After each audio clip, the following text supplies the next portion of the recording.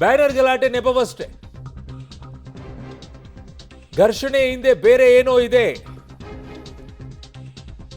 BJP ನಾಯಕ city Ravi ಅನುಮಾನವನ್ನ ವ್ಯಕ್ತಪಡಿಸ್ತಾ ಇದ್ದಾರೆ. ಫ್ಲೆಕ್ಸ್ ಗಲಾಟೆಯಲ್ಲಿ ಸಾವಾಗಿರೋದು ದುರದೃಷ್ಟಕರ, ನಿಜ ಅದು.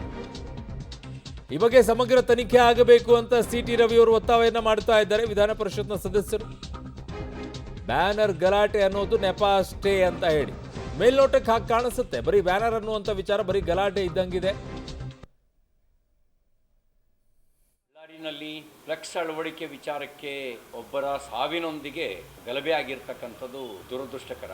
ವಾಲ್ಮೀಕಿ ಜಯಂತಿಯ ಆಚರಣೆಗೆ ಪ್ರಾರಂಭಿಸಿದ್ದೇನೆ ಭಾರತೀಯ ಜನತಾ ಪಾರ್ಟಿ ಸರ್ಕಾರ. ಕಾಂಗ್ರೆಸ್ಸು ರಾಮನ ಅಸ್ತಿತ್ವವನ್ನೇ ನಿರಾಕರಿಸಿತ್ತು ಅಂದರೆ ವಾಲ್ಮೀಕಿ ಅಸ್ತಿತ್ವವನ್ನು ಕೂಡ ನಿರಾಕರಿಸುವ ಕೆಲಸವನ್ನು ಪರೋಕ್ಷವಾಗಿ ಕಾಂಗ್ರೆಸ್ ಮಾಡಿತ್ತು. ರಾಮ ಅನ್ನೋದೇ ಒಂದು ಇತಿಹಾಸ ಅಲ್ಲ, ಅದು ಕೇವಲ ಕಥೆ ಅಂತಕ್ಕಂಥ ವಾದವನ್ನು ಸುಪ್ರೀಂ ಕೋರ್ಟಿಗೆ ಇಡುವ ಕೆಲಸವನ್ನು ರಾಮಸೇತು ಮೊಕದ್ದಮೆ ಸಂದರ್ಭದಲ್ಲಿ ಮಾಡಿದರು. ಇದ್ರ ಜೊತೆಗೆ ಸಮಗ್ರವಾಗಿ ಸರ್ಕಾರ ತನಿಖೆ ನಡೆಸಬೇಕು. ಪೂರ್ವಾಗ್ರಹ ಮತ್ತು ದ್ವೇಷ ಈ ಒಂದು ತನಿಖೆಯಲ್ಲಿ ವ್ಯಕ್ತ ಆಗಬಾರ್ದು.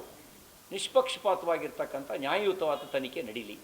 ಯಾರು ಗುಂಡಾರಿಸಿದ್ರು, ಯಾರು ಕೊಲೆಗೆ ಕಾರಣ ಅನ್ನೋದು ತನಿಖೆ ಆಗಬೇಕು ಮತ್ತು ತಪ್ಪಿತಸ್ಥರಿಗೆ ಶಿಕ್ಷೆ ಆಗಬೇಕು. ದುರುದ್ದೇಶಪೂರ್ವಕವಾಗಿ ಮೊಕದ್ದಮೆ ಹೂಡೋದಾಗಲಿ, ದುರುದ್ದೇಶಪೂರ್ವಕವಾದ ಕ್ರಮ ಕೈಗೊಳ್ಳೋದಾಗಲಿ ಅದು ಸಮಂಜಸ ಅಲ್ಲ, ಅದು ನಾವು ಖಂಡಿಸ್ತೇವೆ. ನ್ಯಾಯಯುತವಾಗಿ ನಿಷ್ಪಕ್ಷಪಾತ ತನಿಖೆ ನಡೀಲಿ. ಒಂದು ವೇಳೆ ಫ್ಲೆಕ್ಸನ್ನು ಅನುಮತಿ ಪಡೆದು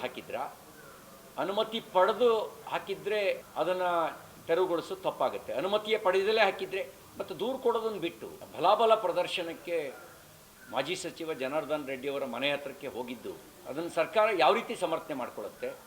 ನಾನು ಜನಾರ್ದನ್ ರೆಡ್ಡಿ ಅವರ ಹೇಳಿಕೆಯನ್ನು ಗಮನಿಸಿದೆ. ನನ್ನನ್ನು ಹತ್ಯೆ ಮಾಡುವ ಉದ್ದೇಶದಿಂದಲೇ ಎಲ್ಲರೂ ಬಂದಿದ್ದಾರೆ ಅಂತಕ್ಕಂಥದ್ದನ್ನು ಅವರು ಹೇಳಿದ್ದನ್ನು ನಾನು ಗಮನಿಸಿದೆ.